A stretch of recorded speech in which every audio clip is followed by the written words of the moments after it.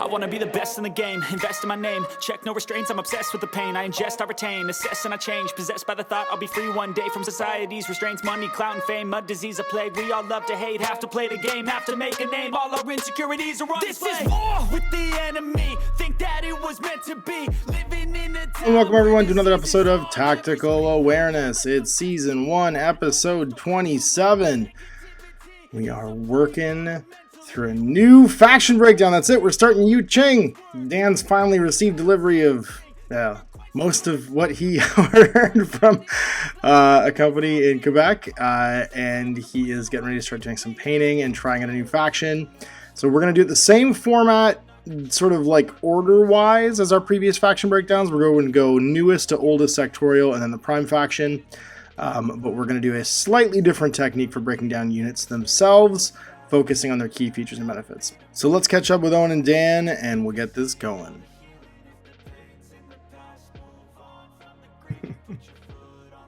What a week we've all had. It's incredible. But you guys don't get to hear about it. Instead, you get to hear about White Banner and all the fun, exciting things that's coming from that. And on top of hearing about that, you get to hear some listener mailbag questions, because that's what we're doing today. We have questions. With questions, we're gonna answer questions about us and about Infinity, which is great. But first, let's talk about our weeks and what we did in the hobby. I'm gonna go first for once, because usually I make you guys go first. Today I'm not gonna do that. I'm gonna actually go first because I played a game yesterday. And the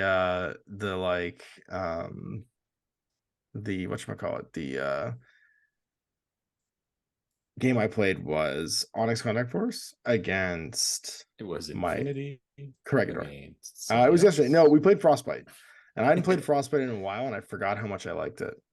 Now, Frostbite, for those of you who haven't played it, it's like a modified super savage version of Frontline, where only the central zone is scored at the end of the game.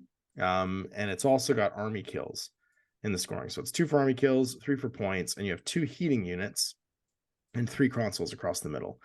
Now, the consoles can be activated each turn on one of your heating units, and the heating units can be destroyed. They have the AC2 defense system and only destroyed in melee with anti-material weapons. An active heating unit will keep the dead zone, which is the 4-inch strip between the deployment zone and the central zone, heated, or your deployment zone strip heated. And if they're not heated at the end of the game, either because you didn't activate the console or because the heating unit was destroyed in melee by the enemy, then everything in those zones that's not heavy infantry dies, because the killer cold creeps in.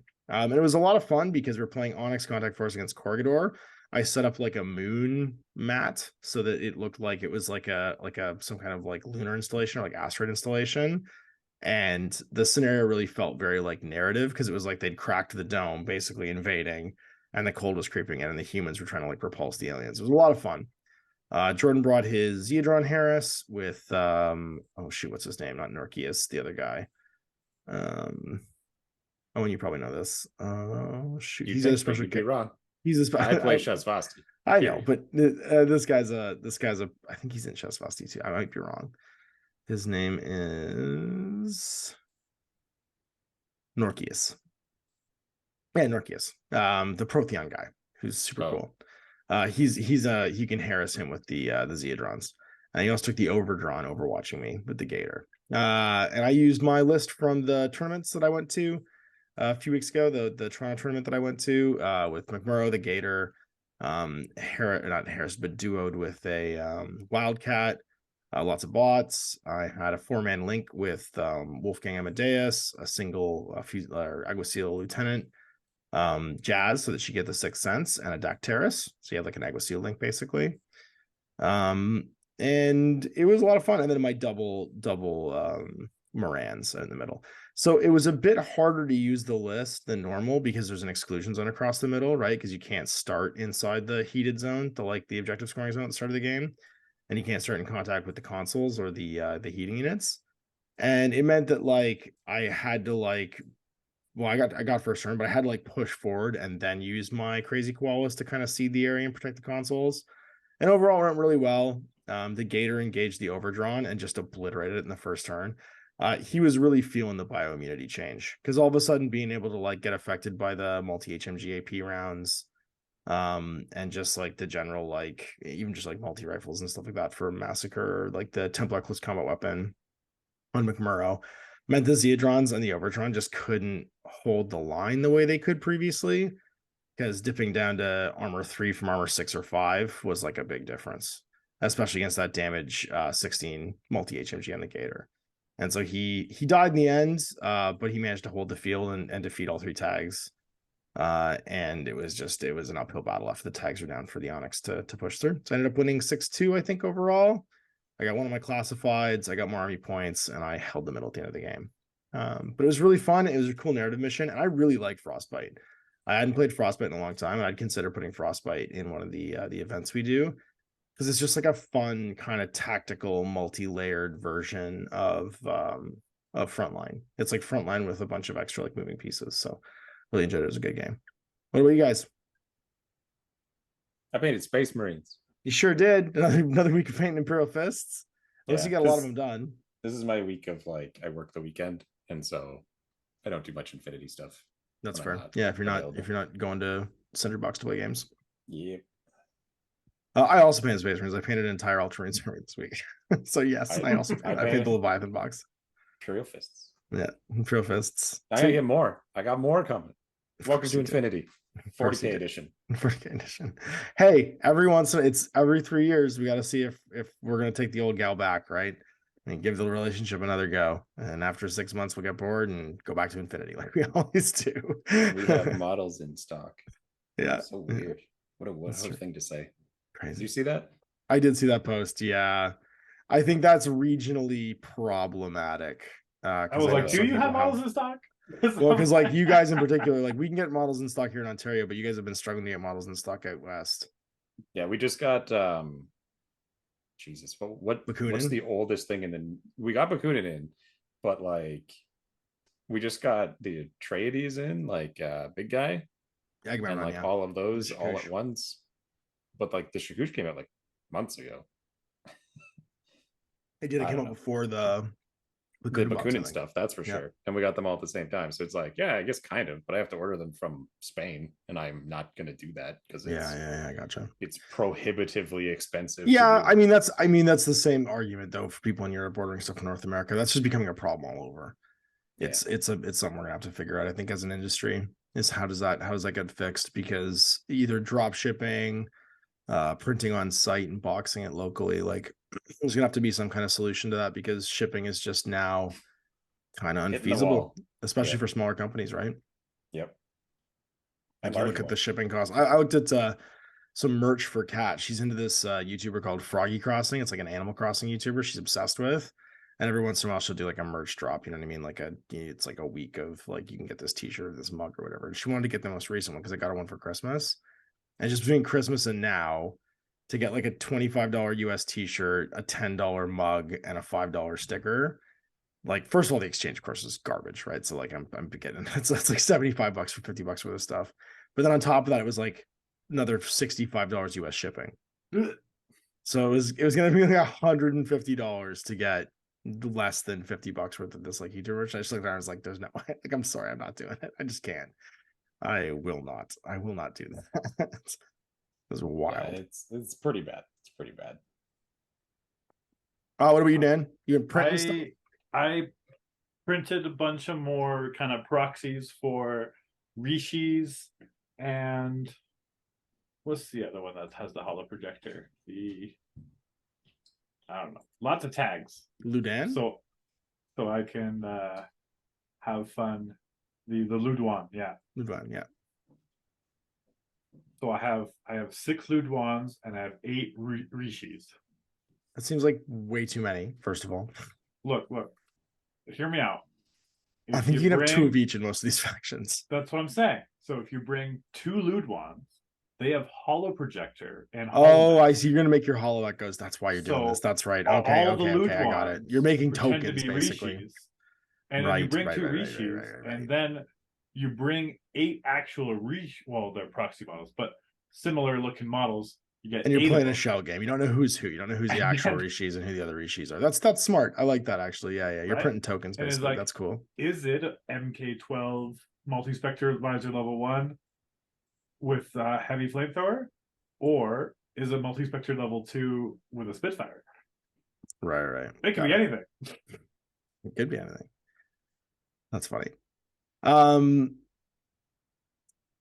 Did you get any more of your stuff? Did you get your, because you returned that action pack and you want to get the collector's box? They got the stuff action pack back. They Yeah. just emailed me saying they got the action pack back, and I just emailed them back saying, let me know when the other boxes. Basically, what I'm still waiting for is the collector's box. The main collector's box, which has like 26 models in it. Right, so which is the bulk of what you're painting, the bulk. And then I think it's like some like Quang Shi and the other guys in the Invincible Army that are pretty good that start with a K. I don't know names. Let me look the oh, and here I thought I was gonna see some Zuyang. It's not a K, it's a Z. I need some Zuyongs, and then there was something else. But anyways, it's mainly just that main box that I'm waiting on. So that's like the bulk of like the meat and potato stuff. Yeah, Gotcha. And then we'll slowly add stuff as I experiment with more lists. But right now I've been looking at White Banner and seeing like what I can field right now. There's a few, you got quite a bit of stuff I think in this list already. Yeah, it is basically there's a lot of cool things I want to try out, but like there's a few things like I have 2 Shaolin monks that I got, and I have the NK Kai. Yeah. So I can like there's a cool little Harris that makes the monks regular orders. So I mean, like that could be a cool little Harris or a duo or whatever. We'll save that for when we get into the thing. Yeah, you're right. You got enough like, pieces, and like you've got like your Guija, you got like you got a bunch of things you could actually try, couldn't you? Yeah. So you're just starting to brainstorm. I gotcha. Sweet. Well, we're gonna start our new segment now, which is the listener mailbag. And this was from our patrons. I'm probably just gonna open this up to the rest of the listeners because our patrons are being terrible about this. They have asked exactly one question in 2 months since we announced this. And there's like 26 of them. So I feel like they could be doing more to ask questions and taking advantage of this. And if they're not going to, then I'm just going to make it a not patron thing and let other people ask into the listener mailbag, and we'll do a bunch of these. But it's just that we fulfill all of their hopes and dreams, all of their wants already. And needs. They're so satisfied. They're so deeply satisfied that they don't require anything extra of us. Exactly. That's even more nerve-wracking because that puts a lot of pressure on us to continue to deliver this high quality Infinity content. The way that has been. I put 0 effort into this podcast. I know you do. I know you do. We're dragging you through this like a legless survivor of a plane crash. I have a smile on my face though, so it's okay. That's fair. It's more like group therapy for us.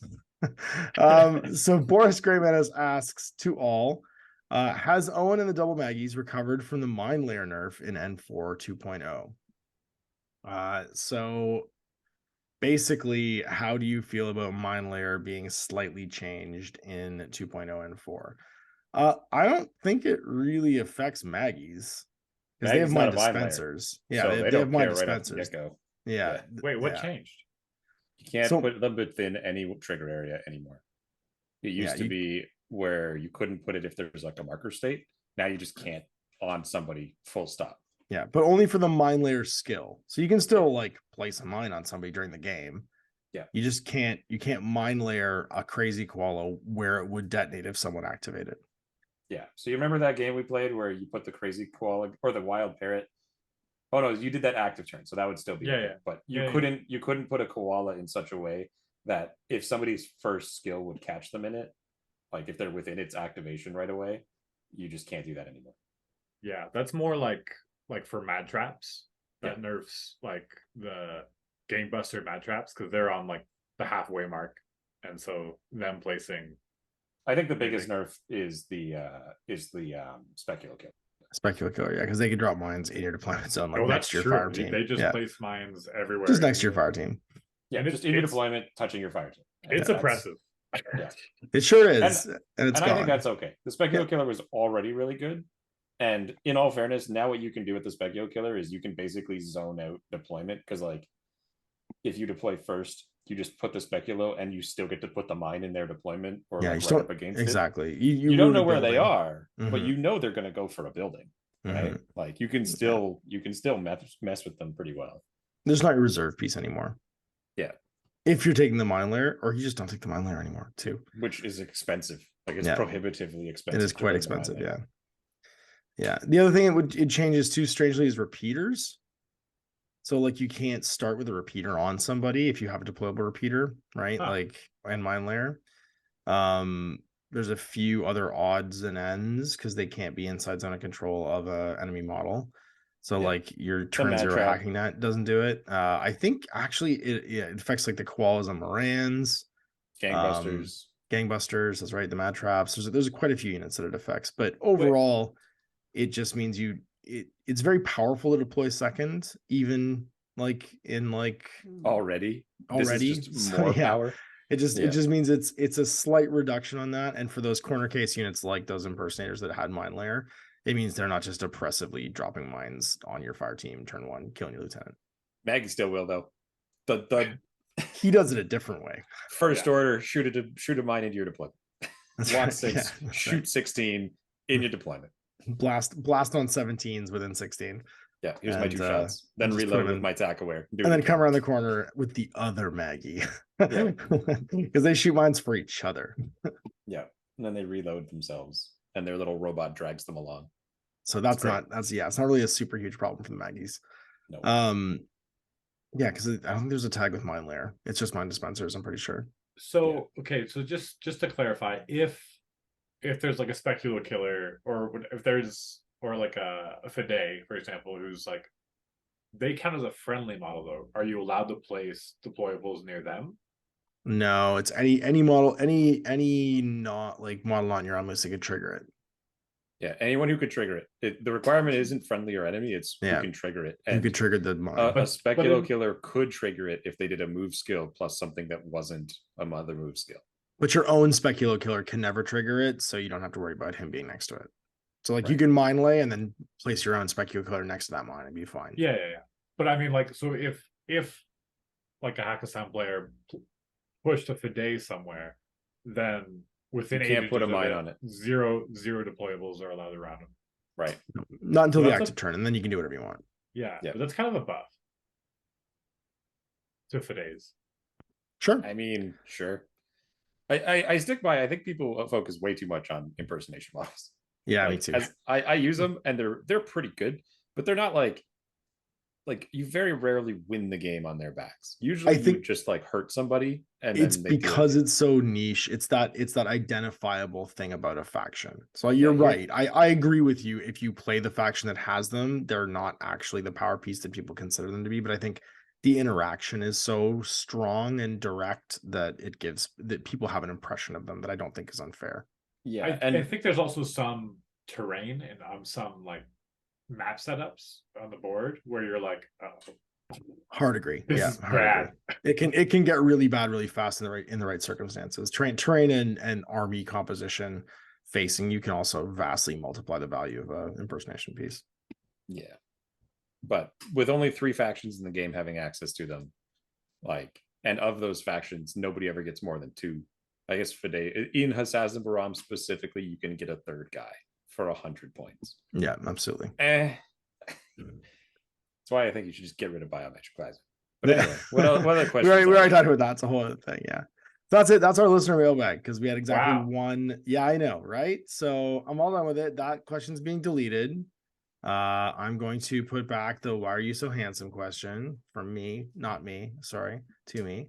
And I'm going to share this with the world in the description of this episode. So you guys can go and ask us questions.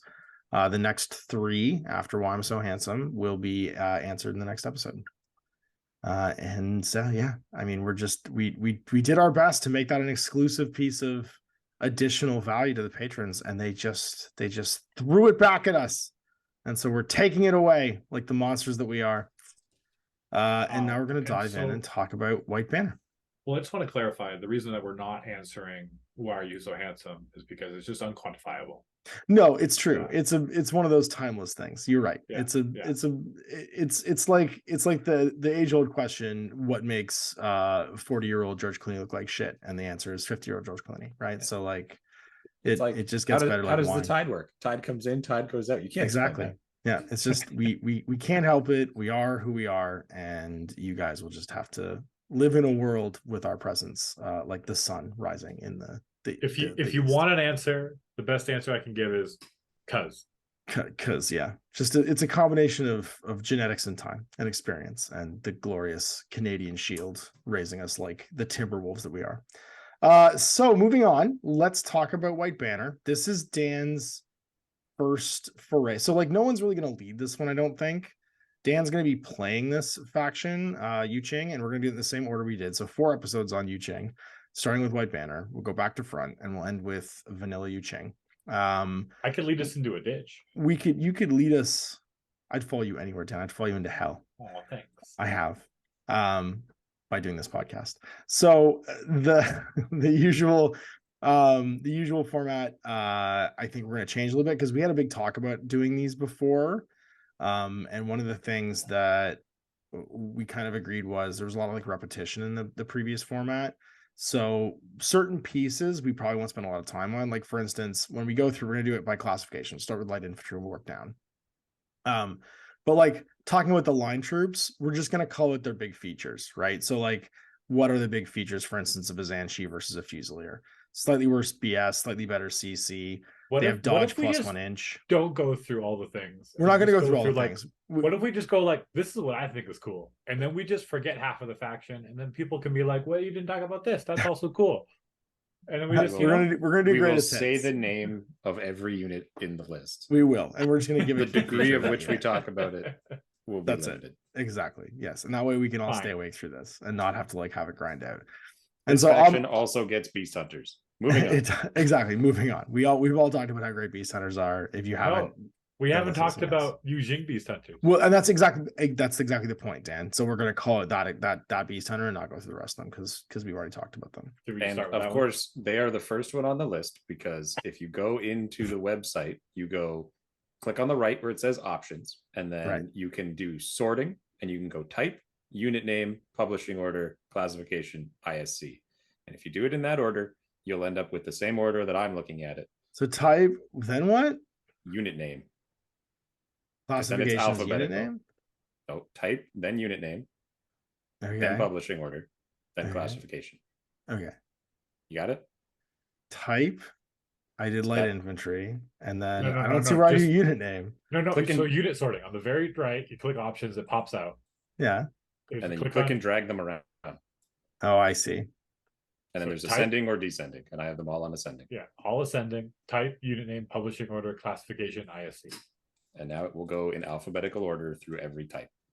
And if there's a tie, it does it by publishing order. So that things come up. This has changed my life. It is objectively the best way to. I literally can't see it. Are you on the computer? I'm on the computer. Yeah. I hit type. It goes. No. Are you in the top left of the screen right now? I am. Yes. Okay. On the right side of the screen, there's a little bar that says options.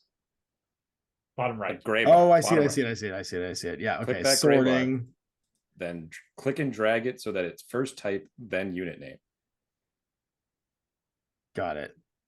Then publishing order, then classification, then ISC. Got it. Okay. Perfect. Yeah, I'm done. Beast hunters are first. I forgot about that little options button. That's sweet. I know. It's like hidden down there. Damn. Owen with the life hacks. For those of you listening, bottom right is a little tabby tab that just changed my life too. All right, well, beast hunters. Let's jump in then. Light infantry, beast hunters, and then you guys can follow along too at home. The beast hunters get a unique profile in Yu Jing, which is the most expensive profile, but holy shit, is it ever worth it? So it's the same in every way to the other ones.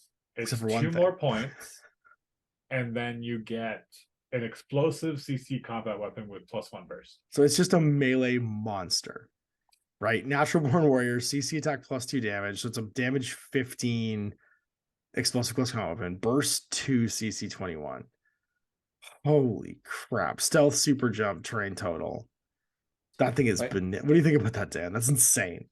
I love it. Well, the thing is you can, like, in my experience using Beast Hunters in 012, is like you can just pop them up, make them look like a mine, and then you can throw Panzerfaust at people as they run around, or a heavy flamethrower if they come around a corner. And if they don't go near it, or that doesn't come into play, and he's still alive, then you can either stay in camo and move around and like jump on somebody, and like you can just like move into close combat with them, and then they like choose what they're gonna do, and then you can either heavy flamethrower or you can close combat them. And like you kind of just choose whatever is good. And this is a smoke faction too. We should mention there is an FTO mine layer too that does have a fire team option here. We should probably go through the fire teams before we actually jump into this because we're going to refer to them. You have your Zhanshi fire teams, which is the Doctor Zhanshi, the Beast Hunter FTO, and Chief Zhang, who we'll get to. There's a White Banner fire team, which is the Shangji, which is your amazing heavy infantry choice. The Zhuzhak, who's the like cheaper version, but has the Shangji tag, so it makes the fire team cheaper. The Ye Mao remote, Sora Quan, who has the Zhuzhak and Shangji, and Bishi, who is in this as well with Shangji.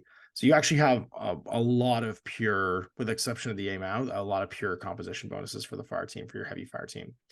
You can duo your Blue Wolf, and then you have a Shaolin fire team, can go duo and Harris with Shaolin Monks and Lian Ke, who's the specialist Shaolin. And then your wild cards are the Tiangu FTO, the Shangji can go anywhere, Li Gong, who is the the Lord of Thunder guy, Jinko, which is a Shaolin, Kango, which is a Shangji, Adel, and then Adel Crane rank in this heavy armor are all your wild cards. So lots of like heavy infantry and fighty warbands you can put into your links.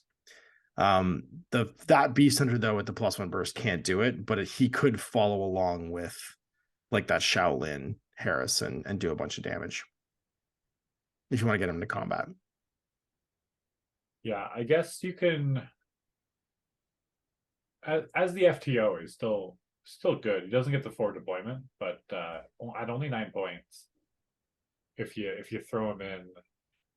I think my big thing with him is that when you're paying 17 points now, he's no longer the like, I need to add one extra viable model to my list. It's this guy now has to do stuff. Yeah, because he's now got like, there's a lot of things that he's now started to compete with that the 9.1 definitely did not. Yeah, there's no plan for him. Yeah, if only competing against the Wei Bings in this faction, their repeater tack-aware bot, he's only 15 points. So like, do you think your irregular 1 order 1 wound Beast Hunter is more valuable than your repeater tack-aware specialist? Maybe it is. Maybe it's not. You just start in camo. Sure, but you have to have that conversation too. Yeah. Right. Like my point is purely that he's now got to do a lot more rather than like that bot is going to have passive abilities in the same way that he does, but it also is a regular order given out, and it's also tack aware, and it's also marksmanship, and it's also a specialist. Like that's just what I mean. He's an example, because now there's a couple other guys in here that are like getting into that 15 to 17 points, like a Zhangshi hacker for 16 points. Yeah, and I was gonna say the FTO one for that Zhangshi hacker, he's a great point defense piece for 9 points. If you want to give that hacker 6 cents, you know what I mean? So you could take like the cheap doctor, 2 Zhangshi hackers, and the FTO mine layer Beast Hunter, and you've got like a fairly cool little like cheap defensive core link of 4 models. Yep, and that's what I mean, is that's my only thing with him, as that like the 15 and 17.1 is that they're starting to like you have to actually do something with these guys. They can't just be your throwaway, I got less than 10 points left, oh here's an effective guy. And then like Shaolin's, right? Like, is he better than almost 4 Shaolin monks? I think the 15s never get taken. I think it's either the 9 or the 17 in this list, because I don't think for 2 points you don't take that burst to explosive close combat weapon, which is just bananas. Yeah. So I think there's a big argument to take the 15 point, as we've said in the other ones, that because the forward deployment +8 is really nice, especially with the Panzerfaust heavy flamethrower in like a camo state, and you could just pretend to be in mine. Sure. But it's not limited camo either. He can re-camo, which is a big deal with this guy, right? He can re-camo and then go hunt pieces. He's won me he's not won me the games, but he's set the tone for so many games of him just like jumping up and suicide with a super jump heavy flamethrower. Just be like, move twice, or with it, get up there, and they're like, discover, and like, I'm here. And then I move once, and I heavy flamethrower 3 guys. He's so good at breaking up suppression too, because you can just walk into the suppression in camo. Yeah, exactly. So right? so the 15 point is really nice because you can save an order because you're already 8 points up. And so just the order efficiency of being 8 inches up, I think is worth it for the whatever. And so in Yu Jing, the 2 extra points to get the ability to also explode like a tag in combat or anything else that's super big and crazy, I mean, probably worth it. And that's all I have to say about that. See. Next up, we have Chung-Hee Zhang, Chief Zhang. He is a Dire Foes model, who is a engineer and has kind of like neat Dire Foes stats. He's kind of pricey though. He's 30 points or 29 with a K1 combi. He's got 2 kind of neat profiles. You can either take him a light rocket launcher or the K1. He does have +1 attack on it, or +1 damage on all of his BS attacks, which means his K1 combi rifle is damage 14, which is pretty cool. And he's immune to shock. Gizmo kit, and he's a built-in human repeater, which can be incredibly valuable. I find him spendy. I find him just expensive for a Dire Foes character. I don't know how you guys feel about him. This guy didn't even pop up on my radar when I was building lists. It was like, oh, 30 points for a 1 wound, no way to resist, like no wounding cap or dog it or anything.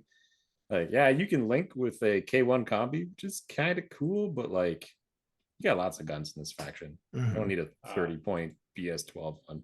And if you really need an engineer, there's the 15-point engineer, or there's 2 other engineers in Jujak and Yimao that can link. Yeah. So thanks for coming, Dire Foes. We'll get you next time. You're just too spendy. You have too much kind of like extraneous gear. Yeah. Next. Mech, well, that's the mech engineers next. We might as well talk about the Yisheng at the same time. They're both basically Zanshis.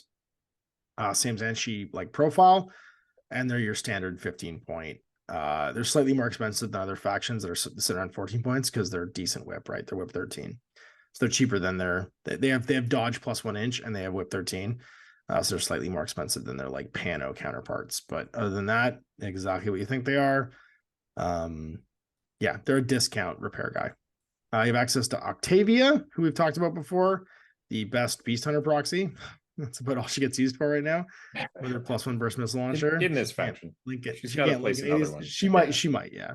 Dogged 6 cents. When we get to Shazvasti, I think she has a place there, but not here. Yes, she might be interesting. Get out of here, Octavia. The Tiango Orbital Activity Squad we've talked about before because they're in 012. And they have some neat profiles. What do you think about them in this fact? Like, you haven't used them a ton in 012. What do you think about them here, Dan? Yeah, they can link as a wild card, which I guess they can in Starmada, but I don't know. Maybe I really like the 22-point nanopulsar jammer. Yeah, jammers are you can handy. hollow mask and you can pretend to be something else, like anything else, and this being behind, like you could pretend to be a Shaolin monk in this one, and it's like, okay, there's a monk behind a wall and I'm coming over around it, and all of a sudden, that's what I was gonna say. Yeah, a surprise. I actually really like the boarding shotgun one for 23 points because they also have grenades. And if you're gonna put into a fighty Harris, having a grenade that you can just chuck over walls all of a sudden can be very cool. Yeah, it's only fizz of 10 though. Yeah, but if you're up close, it's +3. Like grenades are kind of Hail Marys, and they can be used to clear stuff, right? So yeah, I guess that they're not great. +3 -6. I found I've wasted so many orders on like fizz 10 throwing grenades, and they like. I'm just saying, if you're putting them in an aggro, like Harris of Shaolins, it's just a cool profile to have. It's a thing that, like, I agree is worth the 1 extra point. For the yeah. Well, and the boarding shotgun still gives you the template like the nanopulsar does, right? And also gives you a higher damage close up AP. So it's just it just feels like that weapon kit I think is more interesting for like where I would put them, which is I agree with the Shaolin Harris probably. Because you're not losing anything by having that, and a surprise jammer like a Shaolin monk just turning into a jammer. Or having like a bunch of models clear a corner, you know what I mean? Where they think that you can't shoot them. And so like a fire team comes around the corner because they think they're all at a range of like your templates, and you just hum 2 grenades into the middle of that fire team and hope for a hit. Like there's a bunch of like interesting tech you could do with those guys. I like it as a Shang-Chi bringing down the cost of the Shang-Chi unit while also pretending to be one of them. But it's only movement 4/4, and so it can't keep up in the same way. Yeah. As soon as you move, you realize, you reveal who it is. Yeah, that guy's going a little slower than everybody else. That guy seems like he's not quite a sprinter. Yeah, and unfortunately, pretty much everyone else who joins the Shang-Chi team, all of the other profiles are all 6'2". Mm-hmm. They are the only one that could join them and are not. And so Yimao is also 4/4. I think that's why the budget. I think that's why the Shaolins are a good right. But he can't pretend to be one of them, right? Yeah, it's open information that he has a 4-inch move, which reveals who he is, I guess is what Owen's saying. No, he could pretend to be a Yimao though, which is also 4/4, and that can be part of that. Yeah, sure. I guess, yeah. Meh, whatever. They're kind of neat. They might be more cool on paper than actually practical for like their points value and what you're gonna get out of them. I think it's just situational. But I got 2 of them.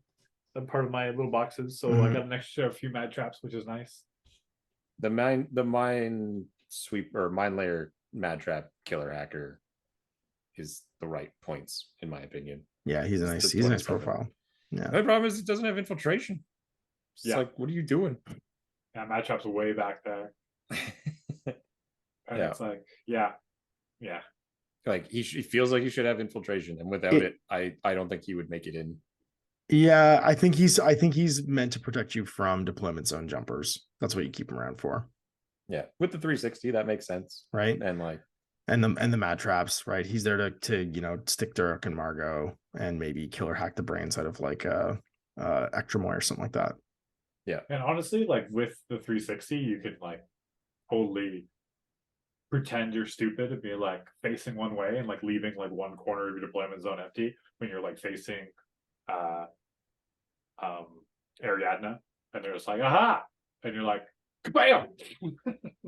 Everybody does, yeah. Because that 360 Hollow Mask is fun. So having that option is nice. I'll have to test it out. It'll be interesting. It's an interesting profile for sure. Zanshi's we already talked about briefly. Just a +1-inch dodge, Fusilier, -1 BS, +1 CC, better whip. Nothing special here. Yeah, they do. I mean, just profile wise, they do have access to a grenade launcher, which is nice. There isn't like a ton, like they don't have anything interesting like your Kappa hacker. Their hack is 16 points because it doesn't have like the SMG discount. There's no deployable repeater. Yeah, they're really standard, just like line troops with a dodge bonus, but Fizz 10. So they're not super interesting, but they can make a cheap link. And if you're looking for spotlights and stuff like that, having like a cheapo link of them with the hacker in it's not a bad idea. All right, medium infantry. I mean, I guess the Beast Hunter can join that link. Wait, there's another 9.1. Yeah, that's what I was. There's another separate Zanshi medic. Yisheng, we already talked about that with the engineer. With the mech engineer, yeah. They're weirdly different profiles. Usually they're like the same. Yeah. Like your Lambda, but in this case, they're like the mecha. Because they're old, they're like the mecha, the Pano one where you have the trauma doc and the whatchamacallit as separate profiles, even though they're exactly the same. Okay, so these Hunduns interest me. Oh, they're so good. I love the Hundun. For the reason of they have the Agile Marksman's hidden deployment, but they are super cheap. Camo surprise attack -3, so they can go back into camo. Min -3 in stealth. He's a BS13 gunfighter with arm BTS3. So he's fairly tough for being Heidi as well. There is an MSV version with a shock marksman rifle that I quite like. There's a multi-snipe that does not have the MSV though, which I don't like. Then there's an X-Visor heavy rocket launcher, which is interesting and fairly cheap profile. I think in the 3 of them, the shock marksman's my favorite as a hunting piece. But I'm willing to hear what you guys think. I think that heavy rocket launcher has a place because it's a heavy rocket launcher, but you get the 0 range from 32 to 48 instead of the 3, which is a big deal. For a hidden deploy piece, for sure, yeah. And he's BS13, right? Yeah. And he's got surprise attack. And so, like, all these kind of things of surprise is a heavy rocket launcher from across the table. You're like, oh my god. He is a bit like the Agema's missile launcher, but way cheaper. But with no visor, which makes him a bit different. But he could take those. He's a cheap kind of like maybe you get that lucky shot as a link team or a fire team crosses that open field and you blast a whole bunch of like pieces out of them. Yeah, not bad for 27 points. The shock marksman rifle is definitely the best profile, but and at 0.5 swick and 31 points, probably worth it. It's the being all the way in your deployment zone and having no forward deployment, which is just kind of, they're so far back that it's, are you going to get the value out of it? Mm-hmm. Yeah, shock marksman he's there to like hunt that mimetism piece. Like he's a really good value, I think, against like Ariadna. You know what I mean? Where you've got lots of like -3 floating around, or nomads.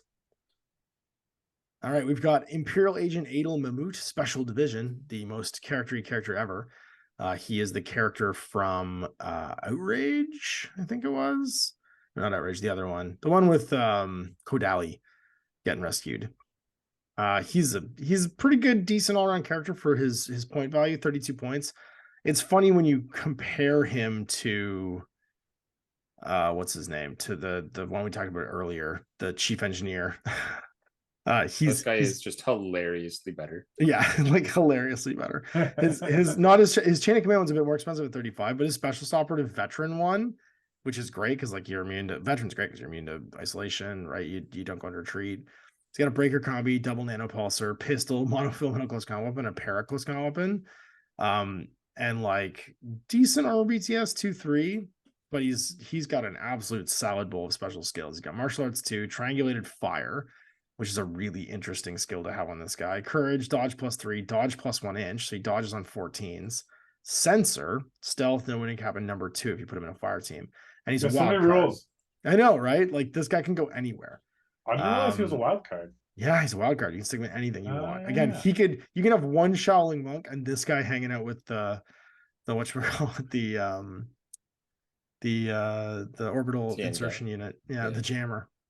The sensor's really cool, right? Because he's got a sensor with him as well. So he's whip 19ing all of his discovers and stuff like that, which means he doesn't really care about hidden deploys and mines and all that stuff. That was nice. And the triangulated fire is like really good against like the high mimit or like -6. It means he can shoot his breaker combi 42 inches into anything, right?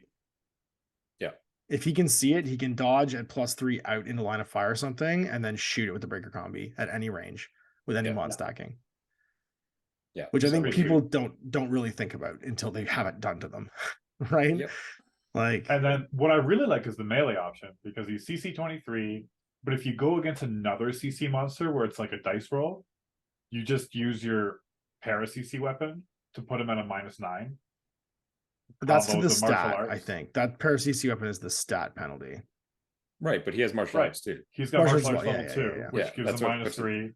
And then you stack the para CC weapon -6. So they get a -9 to their CC, while you'll only get like it'll equal out because they'll get like a martial art. They probably have martial arts too.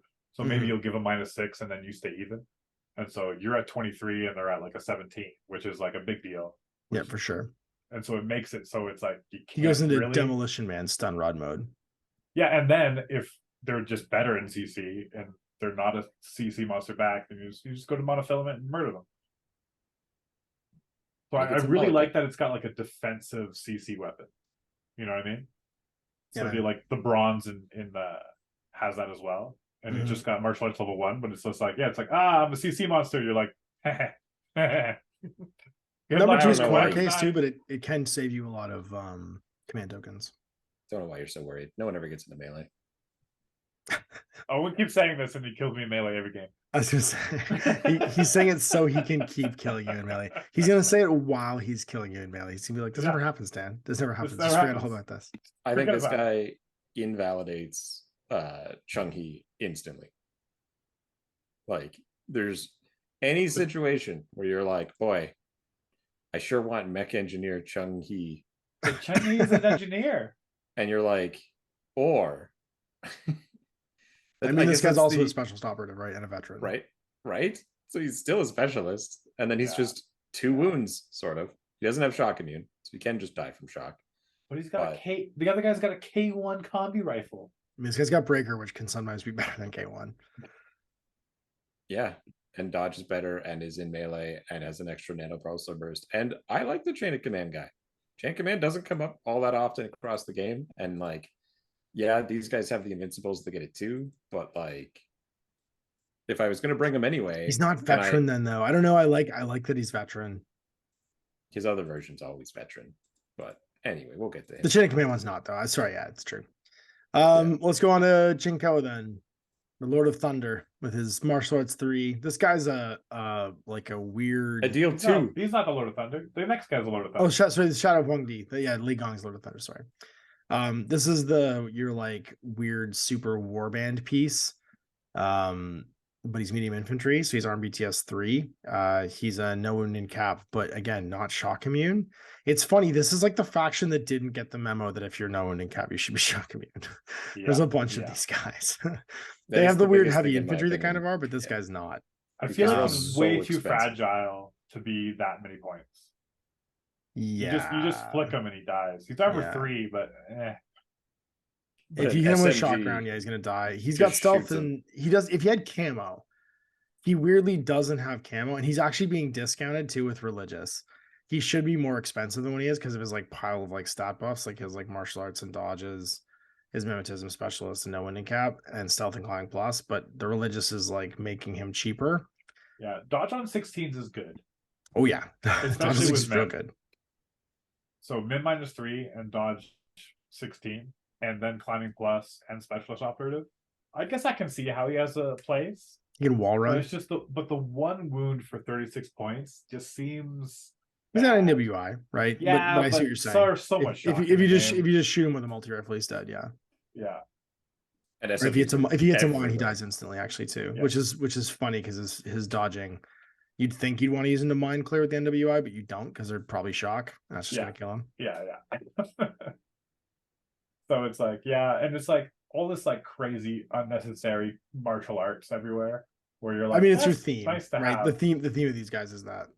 It's annoying how some things just are overcosted because of that. And you're like, I'm not going to get this guy in melee. Probably. Yeah. They give you all these tuned up melee weapons like monofilament and AP plus DA, and then give you the skills to be able to use them. And you're like, yeah, but I'm going to die. He's missing one component for his value. He's missing a delivery system. So if he had smoke grenades or camo, I think this guy'd be really compelling. But because he lacks those two things, or just infiltration, like even if he's invisible, but he could start like halfway deploy. up. Yeah, Something to get him up there already. Something like Casanova has. Yeah. I like that. I would like that. But as of right now, I'm not really interested in playing. Yeah, he's too expensive. Next, Li Gong. This is the one that Dan tried so hard to wrap his brain around, but this guy did get the shock immune message. Yeah. He is a very useful in certain situations piece, and he is very probably list 2. He's got Albedo. He's got Albedo and MSV1. Shock immune, no wounding cap. And he's either a long range guy or like a medium range brawler, gunfighter with a shock marksman rifle, or he's a close up chain of command SMG guy. He's meant to hunt MSV pieces because he's a 6'2", like fairly fast mover. Doesn't have any forward deployment skills, but he doesn't have forward deployment. He doesn't have climbing plus. He doesn't have super jump. He's got these crazy big wings on his models, and I'm just like, what the hell? You're cognitively dissonant to what he looks like to what he is. You think he should fly, and yet he's just like a rollerblader. He's like a C-list Batman villain. He's like Calendar Man. The amount of other models that I've just built that also have 6'2" movement that don't have these massive fucking wings on the back of them, and then this guy does. I'm like, ooh, this guy's gonna be all like jumpy. You should at least have climbing plus. I would give him climbing plus. Yeah, you're right. Climbing plus would be fine. Yeah, something. But it's just right now, I'm like, what? He looks cool, but it's just like it's 6'2" movement is nice, but I don't think he has enough movement shenanigans like outside of that to maybe be worth it. It's just the Albedo. The Albedo, I think, is the only reason you bring him. If you're constantly worried about facing down like an MSV overwatching piece, like a Varuna linked Kamau or Atalanta or one of these other like visor pieces, or the Marut, he can get a lot of work done. Otherwise, he's list 2. I think so. Cool model though. Very cool model. Yeah, he's a former he's a whatchamacallit piece, Aristea piece. Damn. All right, on to quite possibly the best combat jump troops in the game. The Really? Tiger Soldiers. I don't believe that at all, but okay, you can make Oh that my god, case. they're so good for their point value. They're so good. I love these guys. In Yu Jing. They're Okay. PS13, Fizz 12 for combat jump if you want them to be, which means they can go to 15 if you support them. With 14, arm 2, and they've got min -3, parachutes and combat jump and terrain total, which was really useful in this last version. And they're all relatively inexpensive, with either light flamethrower combi rifle for the hacker, paramedic, and just like base profile, or you can get a boarding shotgun and a Spitfire as well. But I think just the basic like paramedic or hacker, or just the basic guy with a combi rifle are fantastic profiles. Being able to walk sideways in, that Spitfire piece can be really cool too. Coming in the side with a mimetism -3 BS13 Spitfire can carve an unsuspecting like flank to pieces. I think it's a really cool hunting gunfighter piece, and they're AVA3. Yeah, the BS13 min -3 come up side of the board Spitfire, I think, is the only one I like. Okay, we're not talking about all of Yu Jing, but because you've made this claim, how could you think that he's better than the losing? The exploding one? The exploding shock trooper is 3 points more. Yeah. But he's Fizz 14 on his jump. He's also no wounding cap. He can also walk in from the side. He also explodes on impact. When he combat jumps, he explodes. Sure. Yeah. He's great. He's great for what he does. 17s. When it comes to being reliable, I think the Spitfire MSV piece is an incredible gunfighter. I think he is one of the premier parachutists in the game. Like, sure. What if we but he's not a Spitfire gimmick. You're right. He's not a gimmick the way the other guy is. Well, the other guy can walk in from the side with a Spitfire too, only he's 2 wounds because he's no wounding cap shocking you. Is he and has better armor. He's not min -3. Is he BS13? Yes. Okay. So he's not min -3. He's not going to win the gunfights as often. No. Is he more expensive? How many points is the Spitfire one for that 34. guy? It's 38. You pay 4 points for an extra wound. I'd rather the mimetism just win the fights, not need the extra wound. Can't win a fight when you get hit by a template and a guy. I mean, sure, but that's not what you're going to use this guy for. You're going to use him where you can come in from a vector and go hunt down the side with a Spitfire, right? I guess. I don't know. I think the other guy, like, if only for the fact that I could choose to land on you and just kill something. Like, the other guy's 3/3 for arm BTS as well, and higher Fizz and higher CC. Yeah. They're just different. I like this guy better for his value to what he does. I think he's very straightforward. And I think he does exactly what you want a side scalpel piece to do. I think you're paying for a bunch of extra stuff you're not going to use every time on the other guy. That's all. I just think the other guy for 3 points is a 4. Like, it's so much more. Or 4 points for the Spitfire. But the base, like the bottom to the bottom, is what I was looking at. I see. Like the 29 to 32, and 32 points gets you +1 to all of your stats. Except for he's not in White Banner, so it doesn't fucking matter. So let's move on. Fair enough. Yeah, this guy's definitely the best super jump guy in White Banner. You got it. Combat jump, not super jump. But speaking of super jump, infantry. These guys are also interesting hunting pieces. Worse BS 12 though, but the same armor. BTS 6, which is kind of cool, but super jump, terrain total, min -3, and MSV 1. I like the MSV 1 mimetism combo.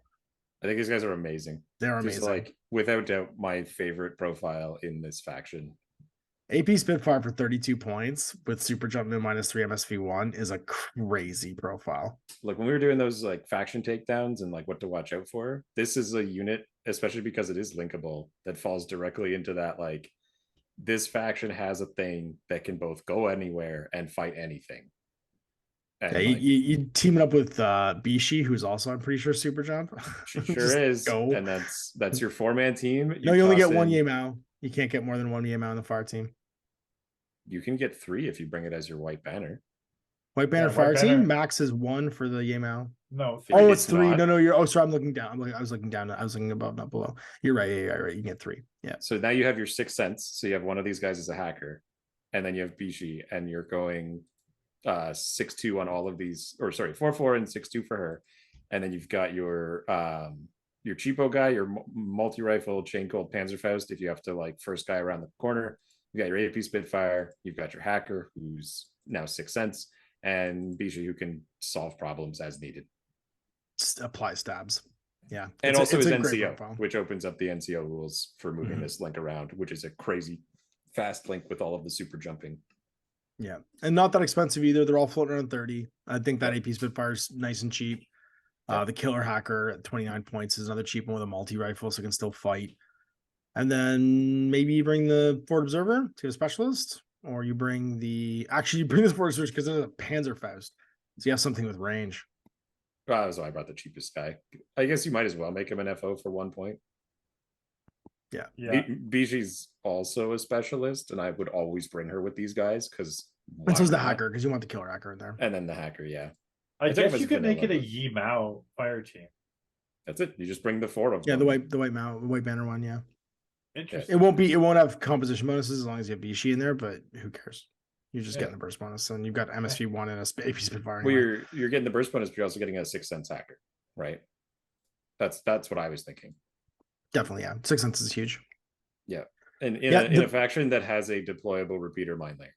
And if we're talking about the what to look out for section of White Banner, their medium infantry list, like if we take out Jinko and Li Gong for being just like, aberrant sort of like just character the pieces. Yamao and the Hunduns are a nightmare.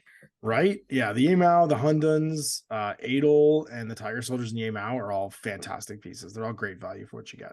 I really like solid medium infantry because there's no downside to the medium infantry. Not anymore. It used to be. They're all 4-2 before and sucked and nobody used them, and they fixed that in N4. Except for Grunts. Except for Grunts, because you guys don't have actual power armor. You're just wearing really heavy pants. I think these guys are great, though. Yeah, me too. Head and shoulders. Yeah. So these guys didn't even come up on my radar because I was like looking at it from a different angle, which we'll get into when we get to remote. Also pointing out that they are a hacker with BTS6, which is relevant because like durable. a lot of the like middling hackers don't have a very good BTS. Like, well, you want to get crazy when we get to heavy infantry, which we should just do next before we jump to remotes. You get a wild card that can jump into there. You want BTS6 Killer Hacker with a firewall -6. I mean, heavy infantry is next. You add in Shang Jesus. Before we get into there, we'll talk about Bishi though, because we're doing these in the right order. Bishi we just mentioned, but we've talked about her before. MSV1. She's a very big investment. She's 41 points, but she's 2 wounds flat because she's heavy infantry. She's a premier like fight and shoot piece with an EM close combat weapon, multi-rifle zapper, and a flash pulse, MSV1, martial arts 3, NCO, dodge +6, so she dodges on 18s.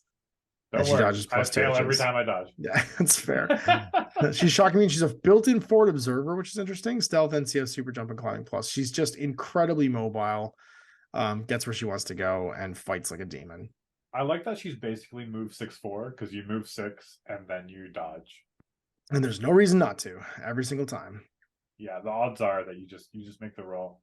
She's also notably the only NCO in this faction. Yeah. And she can join any of the White Banner fire teams and counts as a Shang-Chi. And because this faction does have Lieutenant plus X, I think it's always worth.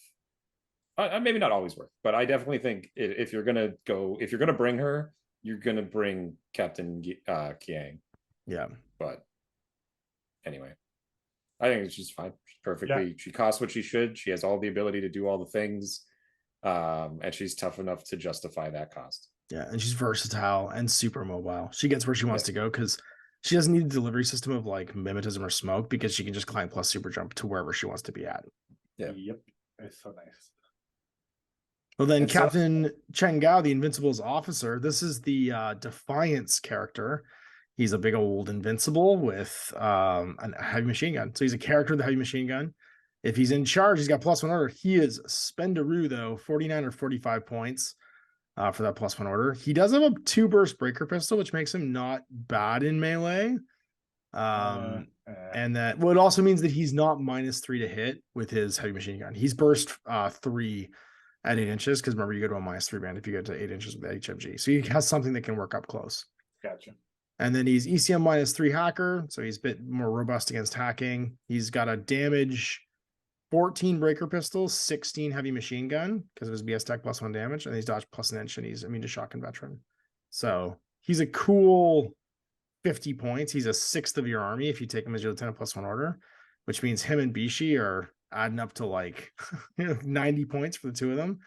But they're both real good. If you like power pieces like Owen does, you do have the cheap troops in this faction to make those guys work as like mortars. No? No. I like both of them. They're both in my list. Owen loves a good power piece. He loves a good power piece. They the idea being purely that they use him to push like punch holes if needed, and then they leave him behind with the Emaus and Bishi just going off to do their job because they're so fast and maneuverable. I look at him as a competition. I look at him as a competition to Adel. No, Shang-Chi's. Oh, and I think the Shang-Chi's have more to offer, and then you just take a cheaper lieutenant. Sure. Dao Fei. I do like this guy though, because we have lieutenant options in here as well. 3 of them, in fact. He's camo too. And he can be camo, which means it makes I like lieutenant camo. Yeah, lieutenant camo can be real cool. Yes, he is a huge investment. You start talking about costs because he has everything. He's a 6'2" heavy infantry, like arm 4 platform. Surprisingly low BTS though. He's only BTS 3.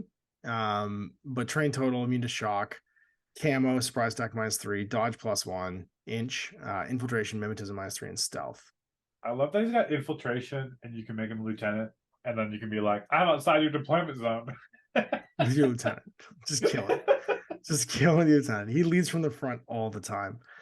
I think it's the camo that makes him interesting, right? And his 3 profiles, it's a boarding shotgun, Spitfire, multi-rifle, and they're all duplicated on the lieutenant profiles if you want. I think there's a space for like different lists to bring the 49 lieutenant boarding shotgun to just kind of like keep him off the board as a camo marker, kind of just off to the side, and then when he needs to wake up, he can. Otherwise, just have him go turn 3. Relatively hard to assassinate lieutenant. He is pricey for that, to kind of sit down. So I don't know. If you can conserve your order pool till turn 3, he can have an absolute rampage in the last turn. Because you don't care on turn 3, right? Turn 3, who cares if he's lieutenant? Just go ham. Yep. But it's like the only NCO being Bishi is like, I still want to call her Bixie. I'm going to call her Bixie. Call whatever you want. Bixie. Yeah, that's just really pricey at the 41 and the 40. So it's just like a lot of your army.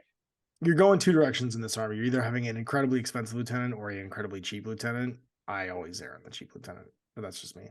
Me too. And then I always deal with lost lieutenant. Then we got Adel in his special armor. So this is him when he gets suited up and goes to war. So he goes to full 2 wounds. He's got arm 4 BTS 6. He's basically a crane rank, like heavy infantry guy from the Invincible Army now.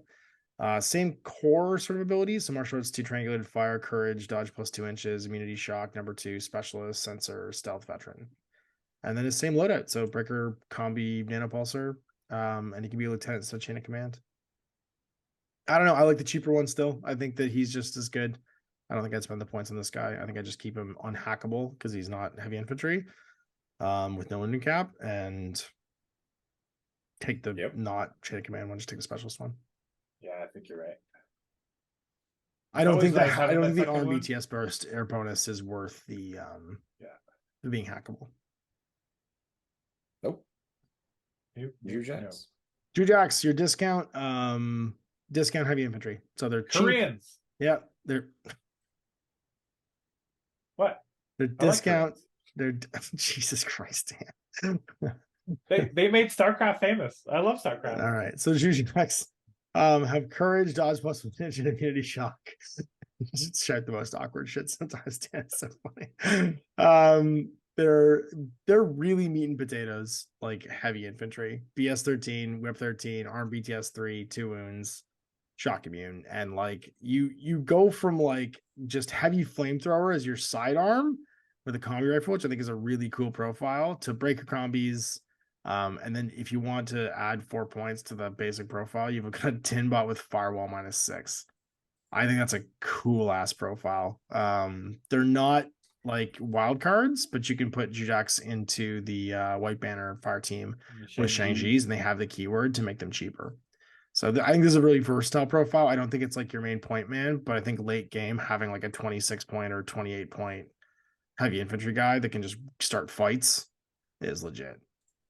I mean, yeah, it's pretty good having armor 3, 2 wounds, heavy flamethrower, and the breaker combi rifle. That can just solve a lot of problems. Sure can. And 6-2 movement. And you can bring 4 of them.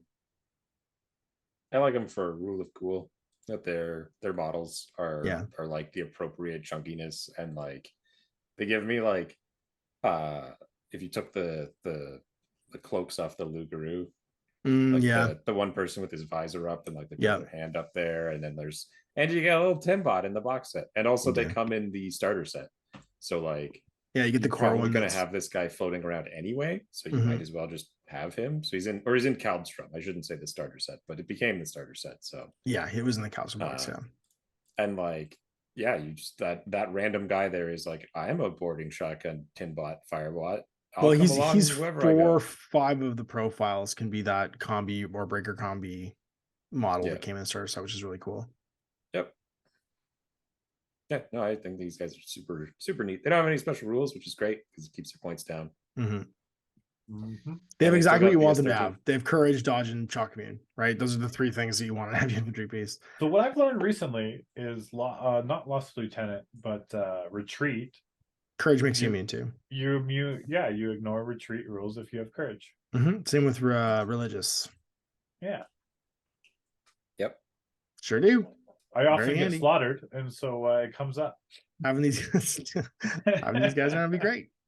Just kill a few guys on your way out. We got our character Shujak, which is Sora Kwan. She's BS14, in addition to the core stats, and she has +1 damage in her BS attacks. So if you want like a point man piece, she's a pretty cool like dire foes-ish character type model in the 30-point range, but she has a pile of extra stuff. So she gets EM mines on all her profiles. She adds shock to her combi rifle profiles, and she can also have a shock marksman rifle and that same Timbot. So I think for the couple extra points, there's no reason not to have Sora in one of these. Yeah, and what's nice is you can make it either in the fire team, you can bring in a Zhuzhak or a Shang-Chi. Yep, she can add to both.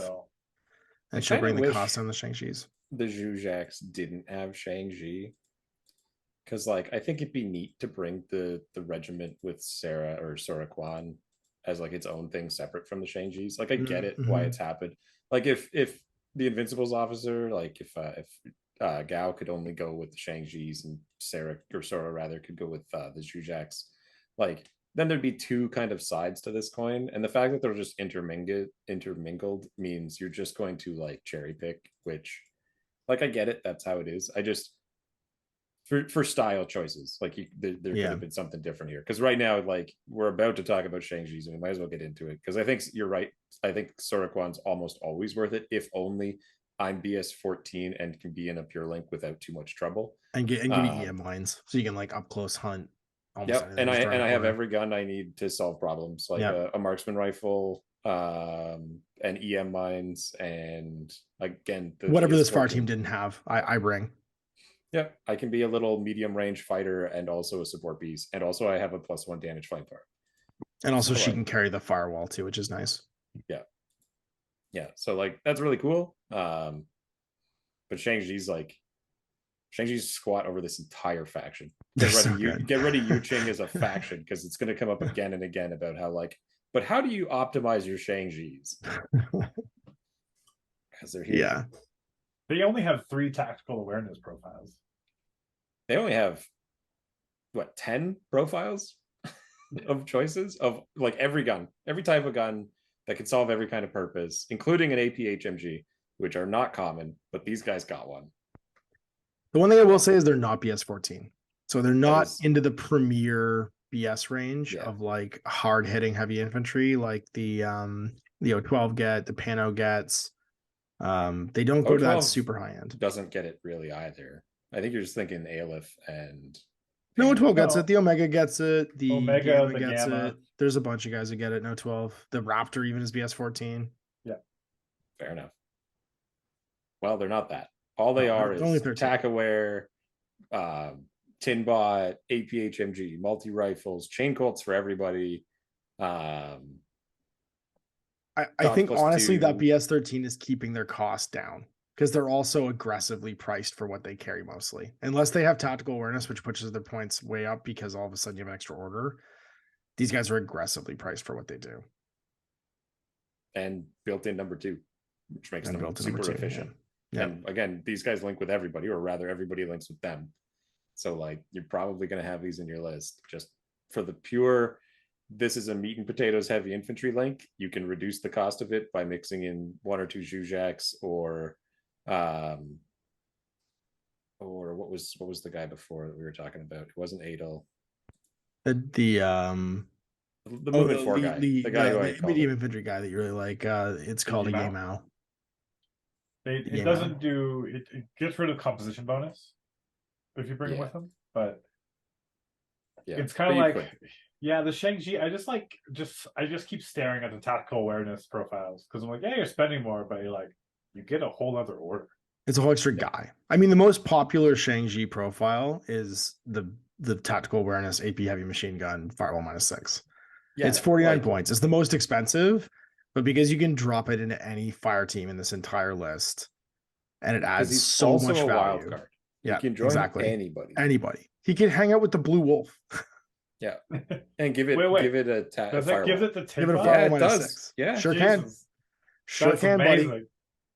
You're like, I'm BTS. You want to cover every range band? You send Shang-Chi's out with the Blue Wolf and just go to town, or you stick him with a Shaolin monk and have him hang out with what's his name, the orbital guy, or just 2 Shaolin monks, and he's like, "Hi, I'm a 59.4 action HMG, AP HMG, sorry, AP HMG." No, the Shaolins are warband and they're irregular unless Liang K is in it. Oh, I see. Yeah, so that's why you take Liang K and 1 Shaolin monk. There you go. You just do that. He's still got melee ability, which will protect that from.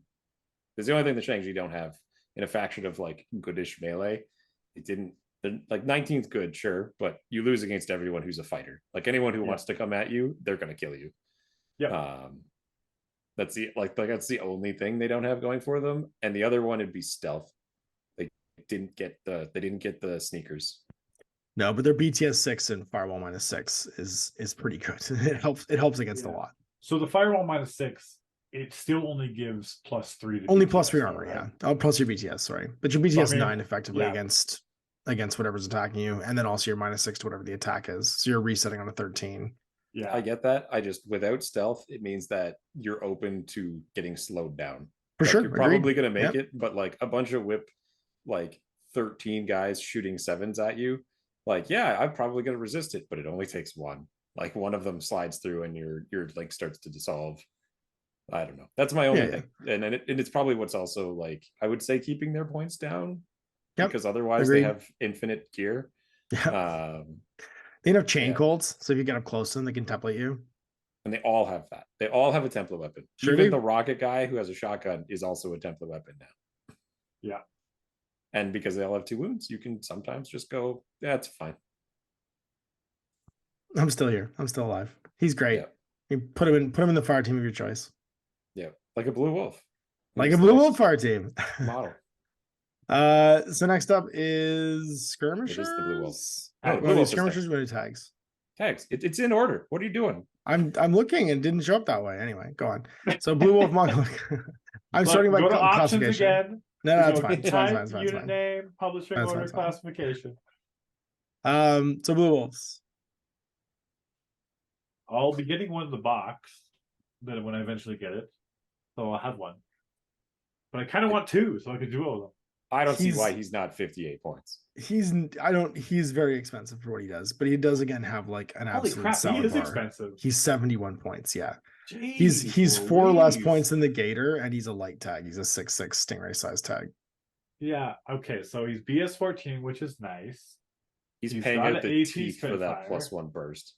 That's what it is. The BS Tech +1 burst is across the board pretty great. He empties his Panzerfaust immediately. He's burst 5 AP Spitfire. Yeah. So he's effectively got an HRMC that doesn't shock, right? I think the fact that he hit BS14 and got +1 burst, like he's got Berserk and some CC ability, which is unique to tags too, or rather very uncommon. His dodge is also much higher than like just his 13 on a dodge on a tag is pretty high. That is high, but, But I think that the +1 burst is really what drove up his point cost. Like that's got to be it. Because like otherwise he's pretty solid. I think like he's tag stats. He's tag man. Yeah, his ability to super jump in this ITS was kind of neat because he had train total. But you're absolutely right. It's his burst 5 and BS14 that like it whatever the computation is, it drove his price value into like it's that I can't quite see the CC ability, right? Yeah, it has a CC 26 movement 10 DA close combat weapon. They can dodge on 13s in a line of sight, so it can do active turn dodging to get that line of sight for that berserk, and then berserk 10 it inches. It can also just walk up on you and shoot you with its wall of bullets, and then it's like, oh, you lived, charge. That's right, charge. He just jumps on you. Yeah, because his AP Spitfire is in good range when he's at 8, and then he knows exactly how far he is and can berserk 10 and hit you. Yeah, he just his inside's out of control and then berserks into you. 3 wounds arm 6 means he can always afford to face, like, with the exception of maybe explosive close combat Beast Hunter man, like he's gonna. It's funny. Tag flamethrowers, I think, are the thing he's the most scared of. Yeah, any of the +1 damage flamethrowers, but even then, it's like 50-50. He's got 3 wounds. He'll pass 1. He won't pass. You say that Hector died like a bitch to that grunt. That's why he's not. He wasn't armor 6. That's the problem. Blue would have made it. Blue would have made it. He's a real boy, not like Hector, who's the same point value. Heavy flamethrowers. Think about that. Hector's the same points as this guy. Hector has a few more things going on too. He sure does. A lot like more. This guy doesn't want to eat a bunch of plasma rifles to the chest. He sure doesn't. But I wish he had climbing plus, like a mobility skill. Yeah, I agree. Like a mobility skill, because like at 71 points, he because like I'm thinking about him compared to the Agamemnon that we've recently talked about, who is creeping into that same point value, but the Agamemnon is also the melee kind of fighter that this guy is. I gotta double check what the Agamemnon actually costs. He's NBW, he's Natural Born Warrior. Yeah, so the Agamemnon's only 62 points. Yeah, he's cheaper. It's like 10 points cheaper. He's not as good a fighter because the Agamemnon's only a 20. Natural Born Warrior, sure. They both have an AP Spitfire. He gets a +1 burst heavy flamethrower, which kind of like that is the +1 burst ability. They're both BS14. I know, I get it. They're in different factions. Yada yada yada. They can't be pointed the same. He has the hacker bonus -3 hack. He's also CC attack -3, which is a better martial arts, right? Because it can't be canceled by NWB. Yeah, it's sort of the same thing where it's like there's so many of these like size 6 mini tags. The new Stingray ones. Well, they've just all there was 2, now there's lots. Yeah, now there's like almost one every faction has one, I think. Yeah. And I think there's still like my perspective is that what that is, it's still being figured out because like they're all over the place in quality. I like the Blue Wolf. I think you need to know how to play with this guy. That's the thing. You need to apply him to the right piece, and he's going to do things you don't expect tags to do, like that burst 5 AP Spitfire. He's actually really good at hunting other tags inside that 16-inch band, right? Like a burst 5 AP Spitfire. Because you get inside the HMG range of another tag, right? To inside that 16. Like they won't want to fight him in there with an AP Spitfire, because an AP Spitfire that's damage 15 is a dangerous weapon to a higher value target. Yeah, you can get in between that heavy flamethrower and 16, kind of like exactly. Outside 10, inside 16. 11 you will obliterate almost any other tag because you're just going to have better mods and more dice. And even against things like enemy links that have like a really good gunfighter as like the point man on the edge, this thing can just come flying at you with a berserk and go, you only shoot me twice, bam. Yeah. or a suppressing like mim piece. He'll come out, shoot on his way into 10 inches so that he can just like cancel all the shots and then just explode that guy's face.